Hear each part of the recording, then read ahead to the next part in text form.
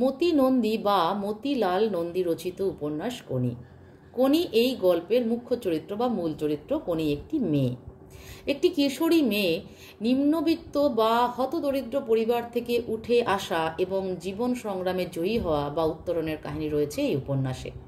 সমস্ত রকম সামাজিক অসম্মান, অপমান, বঞ্চনা ইত্যাদি কাটিয়ে উঠেও যে উত্তরণ ঘটানো যায়, কোনি তার প্রমাণ রেখেছে। সম্পূর্ণ সত্য ঘটনা অবলম্বনে এই উপন্যাসটা রচনা করা হয়েছে। মতি নন্দী একজন ক্রীড়া সাংবাদিক এবং বাংলার ক্রীড়া সাহিত্য তাঁর হাতেই প্রাণ পেয়েছে।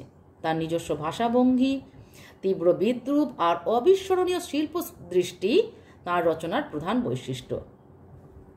শিশু কিশোরদের জন্য বহু জনপ্রিয় গ্রন্থ তিনি রচনা করেছেন। তার মধ্যে আছে striker, stopper, Koni, Nonida, not out, Aparajito Ananda, Kalabati, Shiba প্রভৃতির সাহিত্যে চিরস্থায়ী আসন লাভ করেছেন তিনি অনেকগুলো পুরস্কার পেয়েছেন, যেমন সাদাখাম উপন্যাসের জন্য সাহিত্য একাডেমি পুরস্কার, শিশু কিশোর সাহিত্যে বিশেষ অবদানের জন্য পেয়েছেন বাংলা একাডেমি পুরস্কার এবং 1974 সালে পেয়েছেন আনন্দ পুরস্কার। সুতরাং তাঁর মতো সব্যসাচী লেখকের জুড়ি বিশ্ব সাহিত্যে মেলা ভার। তাহলে আজকের পর্ব হচ্ছে প্রথম পর্ব এবং ভীষণ গুরুত্বপূর্ণ একটি পর্ব। প্রথম দিক থেকে ভালো করে না শুনলে বা মন দিয়ে না শুনলে কিন্তু শেষের দিকটা ধরা যাবে না। আজ বারুণী, গঙ্গায় আজ কাঁচা আমের ছড়াছড়ি। এই যে বারুণী কি, আজকে যে বারুণী বলা হলো কেন? বারুণী হলো কৃষ্ণপক্ষের চতুর্দশী তিথি, যা বরুণ দেবতার পুজোর জন্য উৎসর্গীকৃত। বরুণ দেবতা জল ও বৃষ্টির দেবতা হিসেবে পরিচিত। এই দিনে ভক্তরা কি করেন না, গঙ্গা স্নান করেন, পুজো অর্চনা এবং দানও করেন। সকালবেলা গঙ্গার ঘাটে বহু মানুষের সমাগম দেখা যায় এই দিনটাতে। এই বারুণী তিথিটা যেদিন পড়ে, যেই মাসে পড়ে, সেটা হলো চৈত্র মাস। চৈত্র মাসের শেষের দিকে পড়ে এবং তখন সদ্য ওঠা কাঁচা আম, মানে সবে সবে উঠেছে, অত্যন্ত কাঁচা, সেইগুলো কিন্তু যেসব মানুষের আর কি, যারা ভক্ত, যারা ওই দিনটায় ওই আম মা গঙ্গাকে উৎসর্গ না করে আম খায় না, প্রথম আমটা তারা মা গঙ্গাকে উৎসর্গ করে বা জলে গঙ্গায় দেয়, তারা ওই কাঁচা আমটা মাথায় নিয়ে গঙ্গায় একটা ডুব দেয়, দিয়ে আমটাকে জলে দিয়ে দেয়। ঘাটে থই থই ভিড়, বয়স্কদের ভিড়টাই বেশি। তাহলে এটা একটা ঘাটের দৃশ্য, সুতরাং এই জায়গাটা খুব গুরুত্বপূর্ণ। সদ্য ওঠা কাঁচা আম মাথার উপর ধরে ডুব দিয়ে উঠেই ফেলে দিচ্ছে, ভেসে যাচ্ছে আম, কেউ বা দূরে ছুঁড়ে ফেলছে। তাহলে দৃশ্যটা আরেকটু বাড়বে। এখানে দেখো ছোট ছোট দলের ছেলেরা জলে অপেক্ষা করে আছে আম সংগ্রহের জন্য। খেয়াল করে দেখো, এখানে শুধু ছেলেদের কথা বলা হয়েছে। কেন বললাম একটু পরে সেটা বুঝতে পারবে। তারা আম সংগ্রহের জন্য, অর্থাৎ এখানে আমরা একটা সামাজিক চিত্র দেখব। কিরকম? কেউ গঙ্গা জলে দাঁড়িয়ে, কেউ বা দূরে ভেসে রয়েছে, আম দেখলেই হুড়োহুড়ি পড়ে যায়। একসঙ্গে 2-3 জন চিৎকার করতে করতে জল তোল পার করে এগিয়ে যায়।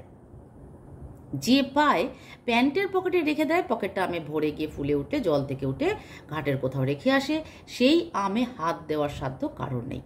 পরে আমগুলো ওরা বিক্রি করে পথের ধারে বসা বাজারে অনেক কম দামে। অর্থাৎ সামাজিক চিত্রটা কি, যারা যে সমস্ত ছোট ছোট ছেলেরা যারা আম সংগ্রহ করছে, তারা কিন্তু দরিদ্র ঘর থেকেই উঠে আসা, কোনো ধনী ঘরের সন্তান এই কাজটা করবে না। তারা ওই আমগুলোকে সংগ্রহ করে কাছেই কোনো পথের ধারে বসে সেগুলোকে আরো সস্তায় বিক্রি করে দেয়। যারা ওই আম আবার মা গঙ্গাকে অর্পণ করবে, তারাই আবার কিনে নিয়ে সংগ্রহ করে কিনে নিয়ে যায়। তা ওই আমের যেটাকে সংগ্রহ করছে, সেই আমের হাত দেওয়ার সাধ্য কারোর নেই। আজ গঙ্গায় ভাটা, জল অনেকটা সরে গেছে ঘাট থেকে। সিঁড়ি এবং তার দুধারে ইট বাঁধানো ঢালু পাড় শেষ হয়ে কিছুটা পলিমাটি, তারপর জল। এখানে কিন্তু আর একটা দৃশ্য দেখব, ভীষণ ভাইটাল এই জায়গাটা। তাহলে গঙ্গায় ভাটা অর্থাৎ তোমরা জানো, জোয়ার ভাটার সঙ্গে তোমরা যথেষ্ট পরিচিত। জোয়ারে জল ফুলে ওঠে, অনেক দূরে এগিয়ে আসে জল, ভাটায় কিন্তু জলটা দূরে সরে যায়। এবং জল যখন সরে গেছে, তখন সেই পলি মাটিটা কিন্তু নগ্ন হয়ে গেছে, মানে দেখা যাচ্ছে পলি মাটিটা। এবং তার সিঁড়ি এবং দুধারে ইট বাঁধানো ঢালু পাড় শেষ হয়ে কিছুটা পলি মাটি, অর্থাৎ মাটি পাড়িয়ে গঙ্গায় নামতে হচ্ছে এবং গঙ্গা স্নান করে মাটি পাড়িয়েই কিন্তু ওপরে উঠতে হবে। স্নান করে কাদা মারিয়ে বিরক্ত মুখে উঠে আসতে হচ্ছে। অর্থাৎ এখানে যে ভক্তরা গঙ্গা স্নান করছে, পুণ্য অর্জন করছে, কিন্তু করে তারপর তারা বিরক্ত মুখে উঠে আসছে। তারপর অনেকে যায় ঘাটের মাথায় ট্রেন লাইনের দিকে মুখ করে বসা বামুনদের কাছে। এই জায়গাটাকে ব্র্যাকেট করবে, এখান থেকে কিন্তু প্রশ্ন হয়। অর্থাৎ আমরা এটা জানলাম যে সেই গঙ্গার ঘাটের কাছে কিন্তু ট্রেন লাইন আছে এবং ট্রেন লাইনের দিকে মুখ করে কিছু বামুন অর্থাৎ ব্রাহ্মণ বসে থাকে। তাদের একটা পেশা আছে। তাদের পেশাটা কি? তারা পয়সা নিয়ে জামা কাপড় জমা রাখে, অর্থাৎ যারা গঙ্গা স্নান করবে তারা বাড়ি থেকে যে পোশাকটা পরে বেরিয়েছে সেটা ওদের কাছে জমা রাখে পয়সার বিনিময়ে। তারপর অন্য পোশাক পরে জলে নামে এবং আবার পোশাক ছেড়ে বাড়ি যায়। এবং তার আরও কিছু সাপ্লাই দেয়, গায়ে মাখা সর্ষে, নারকেল তেল, কপালে চন্দনের ছাপ আঁকে। স্নানের পর এটা করে। রাস্তার একধারে বসা ভিখারিদের অনেকে উপেক্ষা করে, কেউ কেউ করে না। উপেক্ষা মানে ইগনোর করা, মানে কেউ কেউ ভিখারিদের ভিক্ষে দেয়, আবার কেউ কেউ দেয় না। দুধারে ছোট ছোট নানান দেবদেবীর দুয়ারে এবং শিবলিঙ্গের মাথায় ঘটি থেকে গঙ্গা জল দিতে দিতে কাঠের, প্লাস্টিকের, লোহার, খেলনার ও সাংসারিক সামগ্রীর দোকানগুলির দিকে কৌতূহলী চোখ রেখে অধিকাংশই বাড়ির দিকে এগোবে। অর্থাৎ এটা একটা দৃশ্য যে স্নানের পরে কে কি করবে। কেউ ভিখারি ভিক্ষা দেবে, কেউ দেবদেবীর দুয়ারে, বিভিন্ন দেবদেবীর মন্দির থাকে গঙ্গার ঘাটে দেখা যায়, তারা সেখানে জল দেবে বা শিবলিঙ্গের মাথায় জল দেবে। এবং কিছু দোকান পসরা নিয়ে বসে, স্থায়ী কিছু দোকান থাকে, সেখান থেকে কাঠের, খেলনার বা সাংসারিক সামগ্রী পাওয়া যায়, সেগুলো দিকে কৌতূহলী চোখ রেখে বাড়ির দিকে এগোবে। অর্থাৎ অধিকাংশই কেনে না।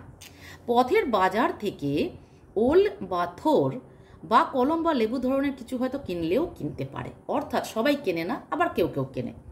ওল কি? ওল এক ধরনের কচু। থোর হচ্ছে কলা গাছের ভেতরের যে নরম অংশটা, যেটা খাদ্য হিসেবে আমরা গ্রহণ করি। কলম বা লেবুটা কি? কলম বা লেবু এক ধরনের কাগজি লেবু। সেগুলো কিনলেও কিনতে পারে।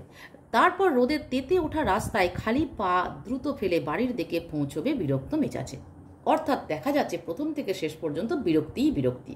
তাহলে ভক্তরা যে পুণ্য অর্জন করছে গঙ্গা স্নান করে, সেখানে কিন্তু তার কোনো লক্ষণ দেখা যাচ্ছে না। কেন না? রোদে পোড়া তেতে ওঠা রাস্তায় খালি পায়ে চলতে গেলে কিন্তু মানুষের রাগ হবেই। এবার আমরা একটা দৃশ্য দেখব যেখানে একটা চরিত্রকে আমরা পাবো এবং চরিত্রটাকে আন্ডারলাইন বা হাইলাইট যা করবার করবে। তেল চিটে একটা ছেঁড়া মাদুরে উপর হয়ে বিষ্ণুচরণ ধর ও দলাই মালাই করতে করতে বা করাতে করাতে বিরক্ত মুখে গঙ্গার দিকে তাকিয়ে। এই ব্যক্তিটিও বিরক্ত মুখে। ব্যক্তিটির নাম বিষ্ণুচরণ ধর। তোমরা একটা খাতা নিয়ে বসবে বা বইয়ের মধ্যেই একটা খালি জায়গা দেখে সেখানে চরিত্রগুলো লিখতে লিখতে যাবে যে কোন কোন চরিত্র আমরা পাচ্ছি। যেটা মুখ্য চরিত্র তার পাশে লিখে দেবে মুখ্য চরিত্র বা প্রধান চরিত্র বা মূল চরিত্র। এরকমভাবে আমি বলতে বলতে যাব, চরিত্রগুলোর সঙ্গে আমাদের পরিচয় হতে হতে যাবে। বিষ্ণুধর পাড়ায় বেশটাদা, আইএ পাস, অত্যন্ত বনেদি বংশের, খান সাতেক বাড়ি ও বড়বাজারে ঝাড়ন মশলার কারবার এবং সর্বোপরি 3.5 মণ একটি দেহের মালিক।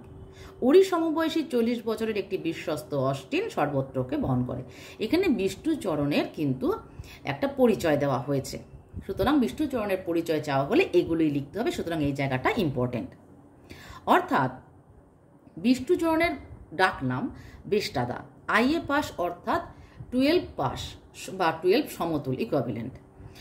অত্যন্ত বনেদি বংশের অর্থাৎ তারা প্রচুর পয়সার মালিক এবং সেই পয়সার মালিকটা বর্তমান মানে সেই প্রজন্মটা না, বহু আগের প্রজন্ম থেকে কিন্তু তারা অনেক পয়সার মালিক। তাদের 7খানা বাড়ি আছে বড় বাজারে ঝাড়ন মশলার কারবার, অর্থাৎ মশলার কারবার করে এই বিষ্ণুচরণের পরিবার। সর্বোপরি মানে সবার উপরে 3.5 মণ একটি দেহের মালিক, অর্থাৎ 3.5 মণ প্রায় 131-32 কিলো ওজন। ওরই সমবয়সী অর্থাৎ বিষ্ণুচরণ ধরের বয়সটা আমরা জানলাম যে তারও বয়স 40 এবং তার গাড়ির বয়সও 40 বছর। অস্টিন একটি বিশ্বস্ত অস্টিন অর্থাৎ একটি গাড়ির কোম্পানি। বিশ্বস্ত অর্থাৎ সে মানে এতটাই ভরসাযোগ্য যে বিষ্ণুচরণ সেই অস্টিন ছাড়া কোথাও যায় না, সর্বত্রকে বহন করে। বিষ্ণুধরের বিরক্তির কারণ 15 দূরের একটা লোক। এই জায়গাটা খুব ইম্পর্টেন্ট। তাহলে বিভিন্ন লোক বিভিন্ন কারণে এখানে বিরক্ত। বিষ্ণুচরণেরও বিরক্তির একটা কারণ আছে। যে লোকটা তার পরিচয় এখানে দেওয়া হয়েছে সেই জায়গাটা কিন্তু ইম্পর্টেন্ট, আন্ডারলাইন করবে। পরনে সাদা লুঙ্গি আর গেরুয়া পাঞ্জাবি, কাঁধে রঙিন ঝোলা, তার দিকে পিট করে তাকাচ্ছে আর মাঝে মাঝে মুচকি হাসছে। লোকটি ভারী রহস্যজনক। হ্যাঁ, পরনে তার সাদা লুঙ্গি, গায়ে গেরুয়া পাঞ্জাবি আর কাঁধে একটা রঙিন ঝোলা, কিন্তু পিট করে তাকাচ্ছে। বিষ্ণু বুঝতে পেরেছে লোকটা হাসছে তার দেহের আয়তন দেখে, অর্থাৎ তার অত্যন্ত ভারী বা বিশাল চেহারা দেখে হাসছে। এরকম হাসি বাচ্চা ছেলেরাও হাসে। বিষ্ণু তখন দুঃখ পায়, তার ইচ্ছে করে ছিপছিপি হতে। ছিপছিপে মানে রোগা বা স্লিম বা পরিমিত ওজন। তাহলে বাচ্চারা হাসে, বাচ্চাদের হাসিটা মেনে নেওয়া যায়, কিন্তু একটা লোক তাকে দেখে হাসছে, এটা বিষ্ণুচরণের পক্ষে মেনে নেওয়াটা খুবই মানে অসম্মানজনক এটা। কিন্তু বিষ্ণু বিরক্ত হচ্ছে যেহেতু এই লোকটা মোটেই বাচ্চা নয়, ব্র্যাকেট করবে, এখান থেকে প্রশ্ন হবে। চোখে পুরু লেন্সের চশমা, এখানে লোকটার কিন্তু পুরো বর্ণনা দেওয়া রয়েছে, লোকটা কেমন দেখতে ইত্যাদি ইত্যাদি। চোখে পুরু লেন্সের চশমা অর্থাৎ তিনি চোখে কম দেখেন, চশমা ছাড়া দেখেনি না প্রায় বলতে গেলে। নুন আর গোলমরিচের গুঁড়ো মেশালে যেমন দেখায় মাথায় কদম ছাঁট, চুল সেই রঙের। তোমরা বাড়িতে নুন আর গোলমরিচ মিশিয়ে দেখবে, সেখানে যেমন ধরনের দেখতে হয় চুলটা, মাথার চুলটা অনেকটা সেই রকম। বয়সটা 50-এর এধারে বা ওধারে, বছর 5-এর মধ্যে হতে পারে, 50-এর এদিকে 5 বছর বা 50-এর ওদিকে 5 বছরের মধ্যে। লোকটার গায়ের রং ধুলো মাখা পোড়া মাটির মতো। পোড়া মাটি তোমরা কীরকম দেখেছো? ইট, পোড়া ইট দেখেছো, বা পোড়া মাটির বাসনপত্র দেখেছো, সেগুলোর গায়ে যদি ধুলো মাখা থাকে সেই রকম রং। ধূসর মণি দুটো দেখলে মনে হবে বোধহয় সূর্যের দিকে চ্যালেঞ্জ দিয়ে তাকিয়েই মণির রংটা, কালো রংটা ফিকে হয়ে গেছে। অর্থাৎ তার চোখ দুটো দেখে মনে হচ্ছে যে ফিকে হয়ে যাওয়ার কারণটা কি না, যেন সূর্যের দিকে চ্যালেঞ্জ দিয়ে সে তাকিয়েছিল, তাই ফিকে হয়ে গেছে, অর্থাৎ ধূসর। চাহনিটা এমন দেখলে মনে হয় যেন তার মনের সঙ্গে মেলে না সেই সব ব্যাপারগুলো ব্লো টর্চের মতো পুড়িয়ে দিয়ে ভেতরে সেঁধিয়ে যাবে। ব্লো টর্চ অর্থাৎ যে এক ধরনের রে, টর্চের মতন আলো বেরোচ্ছে, আগুনের মতন বেরোচ্ছে, সেখানটায় তোমরা কিন্তু মানে তোমরা এটা নীল মানুষের কাহিনীতে তোমরা পড়ে থাকবে যে এরকম ব্লো টর্চের মতো, মানে আগুন টর্চ, যেন তার মনের সাথে মেলে না, অর্থাৎ সে যেগুলো পছন্দ করে না সেগুলো যেন সে ব্লো টর্চের মতো পুড়িয়ে দেবে, পুড়িয়ে দিয়ে ভেতরে সেদিয়ে যাবে। কোন ভেতরে? না, মনের ভেতরে। চোয়াল দুটাকে শক্ত করে ধরে আছে জেদ, অর্থাৎ লোকটার একটা চারিত্রিক গুণাবলীর পরিচয় আমরা পেলাম, লোকটা কেমন। মালিশওয়ালার ডান হাঁটুটা বিষ্ণুর কোমরে চেপে ধরে মেরুদণ্ড বরাবর ঘাড় পর্যন্ত দ্রুত ওঠানামা করাতে লাগলো পিস্টনের মতো। তোমরা পিস্টন তোমরা দেখে থাকবে বা দেখোনি জানি না, তবে পিস্টন হচ্ছে অনেকটা সাইকেলে পাম্প দেওয়ার সময় যেমন যে যন্ত্রটা ওঠানামা করে ঠিক সেই রকম। অর্থাৎ মেরুদণ্ড বরাবর মালিশওয়ালা কি করলো, প্রায় 10 বার হাঁটুটাকে ওঠানামা করলো। তারপর নমস্কারের ভঙ্গিতে, নমস্কার কীরকম, দুটো হাত জোড়া করলে যেই পজিশন হয় হাত দুটোর, সেই রকম নমস্কারের ভঙ্গিতে বিষ্ণুর পিঠে জোড়া তালুর কোদাল চালালো। কোদাল চালাতে তোমরা দেখে থাকবে হয়তো, ঠিক সেই রকম জোড়া হাত দুটোকে জোড়া করে বিষ্ণুর পিঠে আঘাত করা, এটাকে বলা হচ্ছে কোদাল চালানো। এরপর বিষ্ণু চিত হবার চেষ্টা করলো, অর্থাৎ বিষ্ণু এতক্ষণ উপর হয়েছিল, চিত হওয়ার চেষ্টা করলো, পারছিল না। মালিশওয়ালা ঠেলে ঠুলে গড়িয়ে দিতে সে অভীষ্ট লাভ করলো। এই জায়গাটা ব্র্যাকেট করবে, এখান থেকে প্রশ্ন হবে। তাহলে মালিশওয়ালার সাহায্য নিয়ে সে চিত হলো, সে চিত হতে পারছে না একা একা। আব্রু রক্ষাকারী গামছাটি ঠিকঠাক করে বিষ্ণু গম্ভীর স্বরে নির্দেশ দিল, তান পুরো ছাড়। আব্রু রক্ষাকারী, আব্রু অর্থাৎ লজ্জা, রক্ষাকারী মানে যে রক্ষা করছে, তার মানে বিষ্ণুর পোশাক বলতে আছে শুধু গায়ে একটা গামছা, কোমরে একটা গামছা আছে, সেই কোমরের গামছাটাকে বলছে আব্রু রক্ষা করে, অর্থাৎ লজ্জা নিবারণ করছে। সেটাকে যেহেতু সে চিত থেকে মানে উপর থেকে সে চিত হলো, তাই তার গামছাটাকে ঠিক করে নিতে হলো এবং মালিশওয়ালাকে গম্ভীর স্বরে নির্দেশ করলো, তানপুরো ছাড়। তানপুরো একটা বাদ্যযন্ত্র, সে মালিশওয়ালা কি করে তানপুরো ছাড়বে এবার দেখো। মালিশওয়ালা 10 আঙ্গুল দিয়ে বিষ্ণুর সারা শরীরের চর্বিগুলো খপাখপ খামচে টেনে টেনে ছেড়ে দিতে লাগলো। এটাই নাকি তানপুরো বাজানো বিষ্ণুচরণের দৃষ্টিতে। তাহলে এটাও এক ধরনের ম্যাসাজের একটা সিস্টেম বা প্রক্রিয়া, যেটা বিষ্ণুচরণ আবিষ্কার করেছে। তারপর বলছে তবলা বাজা। মালিশওয়ালা 10 আঙ্গুল দিয়ে বিষ্ণুর গলা থেকে কোমর অবধি ধপাধপ চাঁটাতে শুরু করলো। চোখ বুজে প্রবল আরামে নিঃশ্বাস ফেলতে গিয়ে তার মনে হলো লোকটা নিশ্চয়ই এখন ফ্যাক ফ্যাক করে হাসছে। বিষ্ণু তখন খুবই বিরক্ত বোধ করে বলল, সারেগামা কর।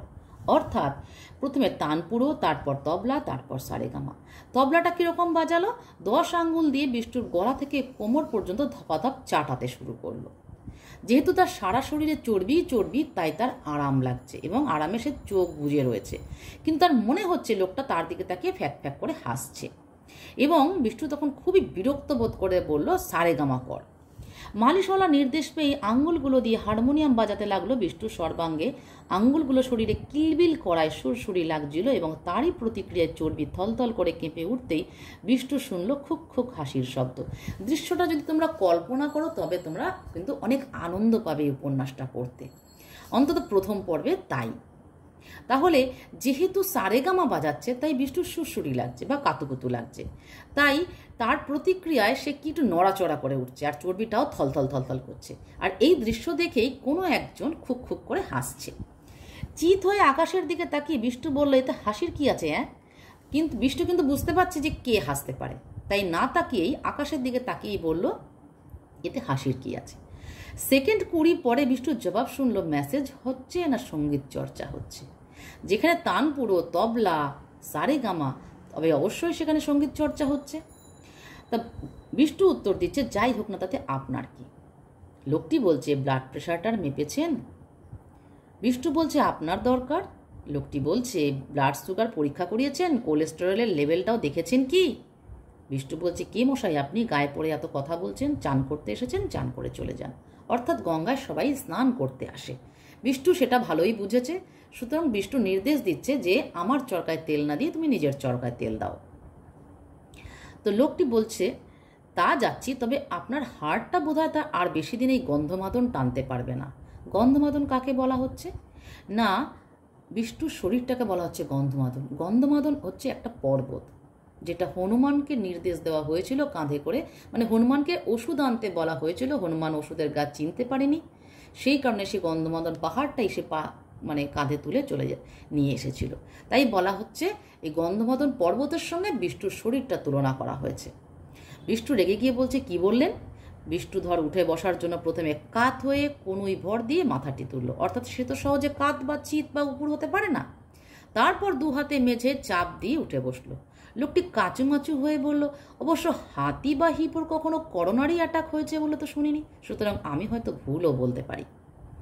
এই যে ব্লাড প্রেশার, কোলেস্টেরল, এগুলো কেন মাপার কথা বলা হচ্ছে? না, অত্যধিক চর্বির জন্য এইগুলোর পরিমাণ শরীরে বেড়ে যায়, তাই লোকটি এই বিষয়ে সতর্কতা বাণী শোনাচ্ছে। কিন্তু লোকটি যখন মানে বিষ্টু যখন কাত হলো, তখন লোকটি কাচুমাচু করে বলছে যে অবশ্য হাতি বা হিপোর কখনো করোনারি অ্যাটাক, অ্যাকচুয়ালি হার্ট অ্যাটাকের কথা বলতে চেয়েছে লোকটি। যে হাতি বা হিপো, হিপো হচ্ছে হিপোপটেমাস, জলহস্তী, তাহলে বিষ্টুকে হাতি বা হিপো বলছে লোকটি, যে হিপোর সঙ্গে তুলনা করছে, যে হাতি বা হিপোর কখনো করোনারি অ্যাটাক হয়েছে বলে তো শুনিনি। বিষ্টু কিন্তু রাগে আর কথা বলতে পারছে না, অপমানে, অসম্মানে, লজ্জায়, রাগে ও যে কি করবে ও কথা বলতে পারছে না, শুধু চোখ দিয়ে কামান দাগতে লাগলো। কামান কি? কামান থেকে গোলা বেরোয়, যেটা অতীতে যুদ্ধে ব্যবহার হয়েছে, কামানের মধ্যে থেকে আগুনের গোলা বেরোয়, সেই চোখ দিয়ে ও আগুন বের করতে লাগলো, এরকম ভাব। লোকটি পাঞ্জাবি খুললো, লুঙ্গি খুললো, ভেতরে হাফ প্যান্ট। লোকটির বর্ণনা দেওয়া হচ্ছে, তাহলে লোকটি একটা হাফ প্যান্ট ভেতরে পরে এসেছে, সে স্নান করবে। অবশেষে বিষ্টুধর কোনো ক্রমে বলল, আপনাকে যে কি বলবো ভেবে পাচ্ছি না। সত্যি সে ভাষা হারিয়েছে, হতবাক। লোকটি বলছে, আমার বউ ঠিক এই কথাই বলে। তা বিষ্টু বলছে, আপনি একটি নয়সেন্স, অর্থাৎ মানে উৎপাত, এরম বলা যায়, একটা উৎপাত। তো লোকটি বলছে, আমার ক্লাবের অনেকে তাই বলে। এখানে কিন্তু একটা কথা পেলাম, ক্লাবের, অর্থাৎ লোকটি একটি ক্লাবের সঙ্গে যুক্ত, তাই বলছে আমার ক্লাবের অনেকে তাই বলে। বিষ্টু বলছে, আপনার মতো লোককে চাপকে লাল করা উচিত, অর্থাৎ বিষ্টু এবার মার দেওয়ার মতন কথা বলছে, যে আপনাকে মারা উচিত, মেরে লাল করে দেওয়া উচিত। লোকটি কিন্তু অসম্মানে লাগছে না, অপমানে লাগছে না, লোকটি ভারী ইন্টারেস্টিং। লোকটি আবার ছেলে মানুষের মতো পিটপিট করে তাকালো। আচ্ছা, বিষ্টু বলছে, আচ্ছা আমি যদি আপনার মাথায় চাঁটি মারি, সরি, লোকটি বলছে, আচ্ছা আমি যদি আপনার মাথায় চাঁটি মারি, আপনি দৌড়ে আমায় ধরতে পারবেন? লোকটি একটি চ্যালেঞ্জ দিচ্ছে। এই যে একটু আগে তার পরিচয় পেয়েছি, যে তার চোখের মণিটা দেখে মনে হচ্ছে সূর্যের দিকে চ্যালেঞ্জ করে তাকিয়ে তার কালো মণি ফিকে হয়ে গেছে। এখানেও কিন্তু বিষ্টুকে একটা চ্যালেঞ্জ দিচ্ছে, যে আপনাকে যদি আমি চাঁটি মারি, আপনি দৌড়ে আমায় ধরতে পারবেন? কথাগুলো বলেই লোকটি এক জায়গায় দাঁড়িয়ে ছোটার ভঙ্গিতে জগিং শুরু করলো। বুঝতেই পারছো তোমরা যে দৃশ্যটা কেমন হতে পারে। অনেকে তাকালো, অনেকে পাগল ভাবলো। বিষ্টু হতভম্ব হয়ে লোকটির জগ করা দেখতে লাগলো, মানে জগিং দেখতে লাগলো। চাঁটি মারার ভঙ্গিতে হাতটা তুলে লোকটি হঠাৎ বিষ্টুর দিকে ছুটে এলো। তার মানে লোকটি একটু আগে যেটা বললো, যে আপনাকে যদি চাঁটি মারি আপনি আমাকে দৌড়ে ধরতে পারবেন, ঠিক চাঁটি মারার ভঙ্গিতে হাতটা তুলে লোকটা হঠাৎ বিষ্টুর দিকে ছুটে গেল। বিষ্টু ডুব দেওয়ার মতো মাথাটা নিচু করলো, মানে যাতে চাঁটিটা না লাগে। লোকটা হাত তুলে রেখেই পাশ দিয়ে বেরিয়ে গেল, অর্থাৎ লোকটা চাঁটি দিত না বা দেবেও না। লোকটা চাঁটি মারার অভিসন্ধি নয়, লোকটাকে একটু বাজিয়ে দেখছে, বিষ্টুকে একটু বাজিয়ে দেখছে, ওই রকম চেহারাটাকে নানান রকমভাবে লোকটা বাজিয়ে দেখছে যে বিষ্টুর মানে রিয়াকশনটা কি হয়। তাই লোকটি সেই হাতটা তুলে রেখেই পাশ দিয়ে বেরিয়ে গেল। লোকটি বলছে, পারবেন ধরতে যদি চাটিয়ে যাই, আমার কিন্তু আপনার থেকে অনেক বয়স। অর্থাৎ আমরা জেনেছি বিষ্টুচরণের বয়স 40, লোকটির বয়স 50-এর এদিকে বা ওদিকে 5 বছর কম বেশি। তাহলে লোকটি চ্যালেঞ্জ করছে, যদি আপনাকে চাটি মারি তাহলে কি আপনি আমাকে ধরতে পারবেন? অর্থাৎ লোকটিকে ধরার মতন ক্ষমতা বিষ্টুচরণের নেই। জগ করতে করতে লোকটি আবার এগিয়ে আসছে, বিষ্টুধর বুনো মোষের মতো তেড়ে ফুড়ে উঠে দাঁড়ালো। তাইতে লোকটি দাঁড়িয়ে পড়ল। অর্থাৎ জগ করতে করতে লোকটি আবার এগিয়ে আসছে দেখে বিষ্টুধর কিন্তু বুনো মোষের মতো তেড়ে ফুড়ে উঠে দাঁড়ালো, মানে একটা কিছুবার হেস্তনেস্ত করবে, তাইতে লোকটি দাঁড়িয়ে পড়লো। এই জায়গাটা কিন্তু ব্র্যাকেট করবে, তাইতে লোকটি দাঁড়িয়ে পড়লো, এখান থেকে প্রশ্ন হবে। তারপর নাচের ভঙ্গিতে শরীরটাকে পেন্ডুলামের মতো ডাইনে ও বামে দুলিয়ে তিরিং তিরিং লাফালাফি শুরু করলো। বিষ্টু থাবার মতো দুটো হাত তুলে অপেক্ষা করছে, দৃশ্যটা অনেককে আকৃষ্ট করলো। অর্থাৎ বিষ্টুর মনে ভয় যে লোকটি যদি চাঁটি মারে, তার জন্য আগাম প্রস্তুতি নিয়ে রেখেছে দুটো থাবার মতো হাত তুলে।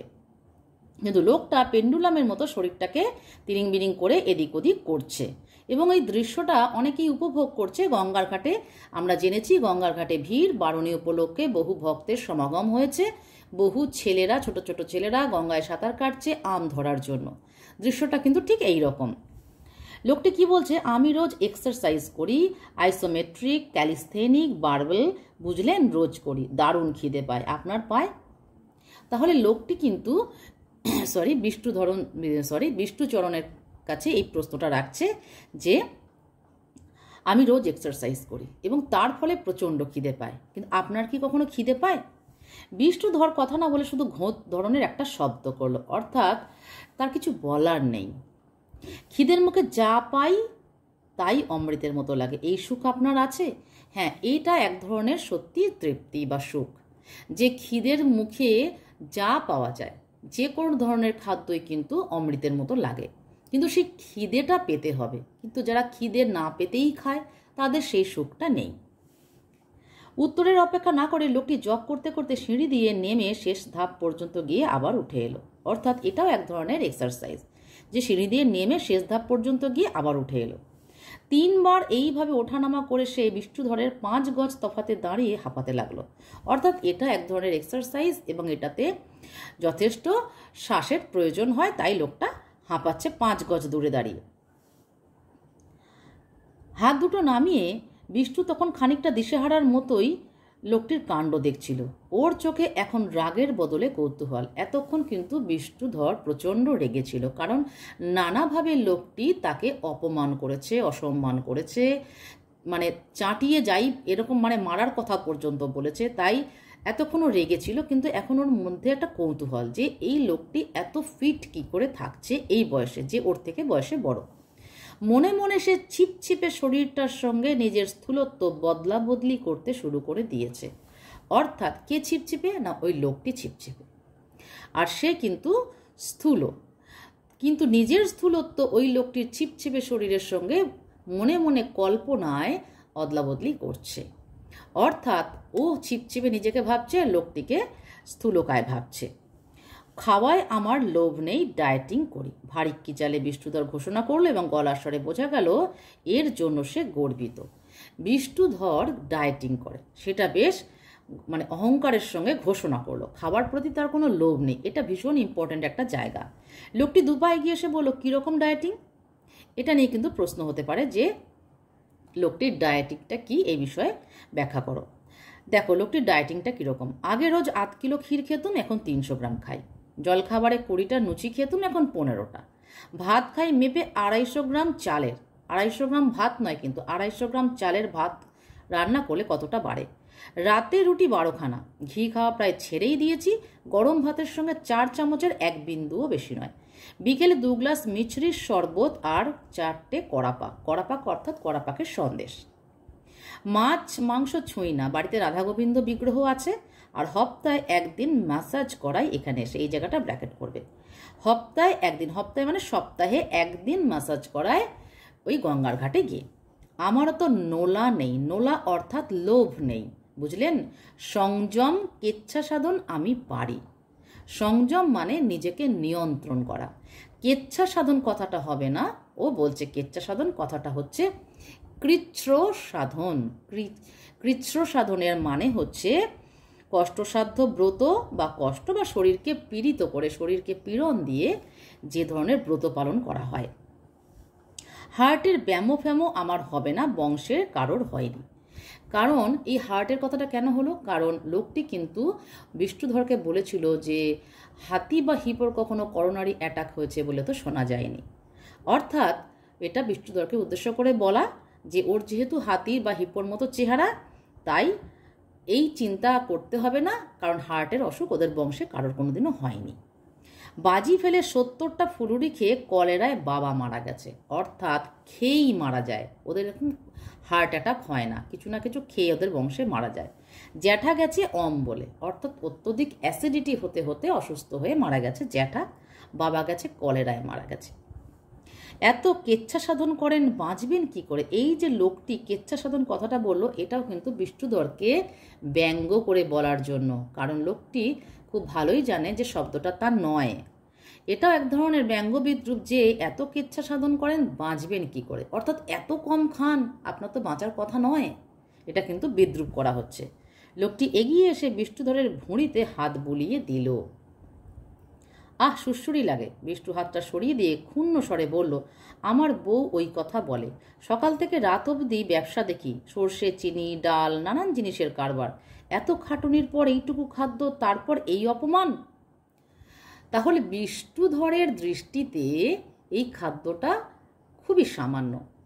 তা এত খাটুনি খাটে, ব্যবসা দেখে, এদিক ওদিক দৌড়াদৌড়ি করতে হয়, এত কিছুর পরে সামান্য খাদ্য, সেটা মানে ও অনেক কষ্ট করেই এই ডায়েটিংটা করছে, তারপরেই অপমান। লোকটি জিজ্ঞাসা করছে কে করলো? লোকটি আবার হাত বাড়াতেই বিষ্টু এক পা পিছিয়ে গেল। অর্থাৎ লোকটা আবার তার ভুঁড়িতে হাত দিয়ে জিজ্ঞাসা করতে যাচ্ছিল, মানে জিজ্ঞাসা করলো করে হাত দিতে যাচ্ছিল যে কে করলো অপমান। লোকটি আবার হাত বাড়াতেই বিষ্টু এক পা পিছিয়ে বলল, না, সুরসুরি লাগে। আবার লোকটি প্রশ্ন করছে কে অপমান করলো। লোকটির খুব জানার কৌতূহল, আসলে অপমানটা কে করেছে, কিন্তু নিজে খুব ভালোই জানে যে অপমানটা সে নিজেই করেছে বিষ্ণুধরকে। কি বলছে দেখো, বিষ্ণুধর কি বলছে, কেন আপনি হাতি হিপো বললেন না? জলহস্তির ইংরেজি হিপো তা কি আমি জানি না? আমি কি অশিক্ষিত? এটাও একটা শিশু সুলভ আচরণ। ছোট ছোট ছেলে মেয়েদের এরকম করে বললে পরে তারা অনেক সময় এরকম উত্তর দেয়। এখানে বিষ্ণুধরের একটা ইনোসেন্স, মানে নিষ্পাপ একটা ভাব বোঝা যাচ্ছে যে বিষ্ণুধরের মধ্যে সেই নিষ্পাপ বোধটা আছে। লোকটি বলছে, না না, আমি আপনাকে অশিক্ষিত তো বলিনি। লোকটি বিব্রত হয়ে চশমা মুছতে মুছতে বলল, আপনার ওজনটা খুব বিপজ্জনক হার্টের পক্ষে। অর্থাৎ লোকটি যেহেতু একজন ট্রেনার, কোনো ক্লাবের সঙ্গে যুক্ত, সে সাঁতারের ট্রেনার আসলে, সুতরাং সে জানে কিভাবে শরীরকে ফিট রাখতে হয়, কোনটা শরীরের পক্ষে খারাপ বা ক্ষতিকারক। তাই সে বলছে যে হার্টের পক্ষে বিপজ্জনক। বিষ্ণুধর বলছে বিপজ্জনক মানে? বিষ্ণুধর তাচ্ছিল্য প্রকাশের চেষ্টা করলো, কিন্তু গলা দিয়ে বেরিয়ে এলো ভয়ার্ত স্বর, আমি কি মরে যেতে পারি? কারণ বিষ্ণুধরকে এর আগে কেউ কখনো বলেনি যে এই ওজনটা তার জন্য কিন্তু ক্ষতিকারক এবং সে মারা যেতে পারে, কিন্তু লোকটি বলে দিল যে এই ওজনটা মানে হার্টের পক্ষে খুবই বিপজ্জনক। তো লোকটি বলছে তা পারেন, আর নয়তো কেচ্ছা সাধনের কষ্ট করতে করতে রোগে ভুগে ভুগে বেঁচে থাকবেন কয়েকটা বছর। এটাও কিন্তু ব্যঙ্গ বা বিদ্রুপ করেই বলা হচ্ছে, কারণ লোকটি জানে বিষ্ণু যে ডায়েটিংটা ফলো করছে সেটা মানে করা উচিতই নয়, ওটা কোনো ডায়েটিংই নয়।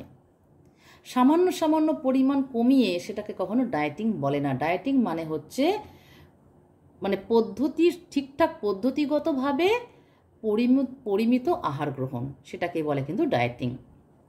এ ধরনের প্রশ্ন আসতে পারে, ডায়েটিং কাকে বলে। তা এটাও বলছে রোগে ভুগে ভুগে বেঁচে থাকবেন কয়েকটা বছর, যা সামান্য আপনি খান তাতে বেঁচে থাকার কথাই নয়। বলেই লোকটি দুহাত তুলে সামনে ঝুঁকে পিঠটা ধনুকের মতো বেঁকালো, হাতের আঙ্গুল পায়ে ছুঁয়ে আবার সিধে হলো। এটা এক ধরনের আসন, এটা একটা যোগাসন, এটাকে বলা হয় পদহস্তাসন। আবার বলছে আপনি আমার থেকে 4000 গুণ বড় লোক, কিন্তু 4 লক্ষ টাকা খরচ করেও আপনি নিজে শরীরটাকে চাকর বানাতে পারবেন না। এই জায়গাটাকে আন্ডারলাইন করবে। আপনি নিজের শরীরটাকে চাকর বানাতে পারবেন না। তাহলে লোকটি কি বলছে, যে হতে পারে না আপনি 4000 গুণ বড় লোক আমার থেকে, কিন্তু 4 লক্ষ টাকা খরচা করেও কি এই শরীরটাকে আপনি সেই জায়গায় নিয়ে আসতে পারবেন, বানাতে পারবেন এরকম? সেটাকে বলছে যে আপনি শরীরটাকে চাকর বানাতে পারবেন। এবার চাকর বানাতে পারবেন এর অর্থ কিন্তু বিষ্ণুধর জানে না, তাই সে প্রশ্ন করছে কীরকম কীরকম। লোকটি তার ডান কনুই শরীরে লাগিয়ে পিস্তল ধরার মতো হাতটা সামনে বাড়ালো। তোমরা কল্পনায় দেখে নাও ব্যাপারটা কি হতে চলেছে। ডান হাতের কনুই তার শরীরে লাগিয়ে ডান হাত মানে হাত থেকে এই হাতের পাতা পর্যন্ত, কনুই থেকে হাতের পাতা পর্যন্ত সামনের দিকে বাড়িয়ে ধরেছে। বলেছে এইবার আমার হাতটা নামান্ত। অবিশ্বাস ভরে বিষ্ণুধর হাতটার দিকে তাকালো। শিরা উপশিরা গাঁট সমেত হাতটাকে শুকনো শিকড়ের মতো দেখাচ্ছে। অর্থাৎ বিষ্ণুধর এ ধরনের হাত কখনো দেখেইনি, যে হাত থেকে শিরা উপশিরা গাঁট সমেত সব কিছু দেখা যাচ্ছে, মনে হচ্ছে যেন গাছের শুকনো শিকড়। তবু লোকটা চ্যালেঞ্জ করছে, কারণ লোকটাকে আমরা পরিচয়ে জেনেছি যে লোকটা কিন্তু ওই যে সূর্যের দিকে চ্যালেঞ্জ করে তাকিয়ে চোখের কালো মণিটা ফিকে হয়ে গেছে। আবার বলছে নামান নামান। ফুলো ফুলো আঙুল দিয়ে বিষ্টু লোকটার কবজি চেপে ধরে নিচের দিকে চাপ দিল। ফুলো ফুলো আঙুল কেন? কারণ বিষ্টুর ওজন ওরকম 131-32 কিলো ওজন, তার আঙুলগুলো ওরকম মোটা মোটা ফোলা ফোলা। নড়ল না 1 সেন্টিমিটারও। ঠোঁট কামড়ে বিষ্টু জোরে চাপ দিল। হাত একই জায়গায় রয়েছে। বিষ্টু এবার সর্বশক্তি প্রয়োগ করলো। কপালে ঘাম ফুটছে। কিছু লোক দাঁড়িয়ে দেখছে, তাদের চোখে বিস্ময়। লোকটার সাফল্যে না বিষ্টুর ব্যর্থতায় বোঝা যাচ্ছে না। বিষ্টু লোকটার মুখের দিকে তাকিয়ে পাতলা হাসি আর চোখ পিটপিটানি দেখতে লাগলো। হাতটা সে নিচে নামাতে পারছে না। বিষ্টু হাল ছেড়ে দিয়ে ফোঁস ফোঁস করে নিঃশ্বাস ফেলতে লাগলো। অর্থাৎ সেই লোকটার একটা মাত্র হাত নামানোর ক্ষমতা বিষ্ণুধরের নেই। তাহলে সে কীরকম ডায়েটিং করে এবং তার শক্তি সম্বন্ধে কিন্তু তার একটা পরিচয় পাওয়া গেল, সে কতটা কী করতে পারে। এবং ঘাটের যে লোকজন সবাই বিস্ময়ে তাকিয়ে রয়েছে। সেটা কিসের বিস্ময়? যে একজন জিতে যাচ্ছে তার জন্য, না একজন হেরে যাচ্ছে তার জন্য, বোঝা যাচ্ছে না। লোকটি প্রশ্ন করছে কি পারলেন? বিষ্ণুধর বলছে কি করে পারলেন? তখন লোকটি যে কথাটা বলছে, এই জায়গাটা খুব ইম্পর্টেন্ট, ব্র্যাকেট করতে হবে। জোরে বলতে শুধু গায়ের জোরই বোঝায় না, মনের জোরেই সব হয়। এইটুকু জায়গাকে ব্র্যাকেট, মনের জোরেই সব হয়। ইচ্ছা শক্তি দিয়ে শরীরের দুর্বলতা ঢেকে দেওয়া যায়। শরীর যতটা করতে পারবে ভাবে, তার থেকেও শরীরকে দিয়ে বেশি করাতে পারে ইচ্ছের জোর। সেজন্য শুধু শরীর গড়লেই হয় না, মনকেও গড়তে হয়। শরীরকে হুকুম দিয়ে মন কাজ করাবে। আপনার মন হুকুম করতে জানে না, তাই শরীর পারল না। তাহলে এখানে কি বোঝাতে চাইছে, এই জায়গাটা একটু বোঝার ব্যাপার আছে। বলছে যে গায়ের জোরই শেষ কথা নয়। অনেক মানুষকে দেখে মনে হয় যে এর গায়ের জোর তেমন নেই, কিন্তু তার মনে যদি অদম্য জেদ থাকে, তাহলে সেই জেদ যে আমি পারবই কাজটা করতে, এই যে তার মন বলছে সে পারবেই, সুতরাং সে পারবে। তাই মনের শক্তির কাছে শরীরের শক্তি কিন্তু সবসময় জিততে পারে না। মনের শক্তি অনেক বেশি।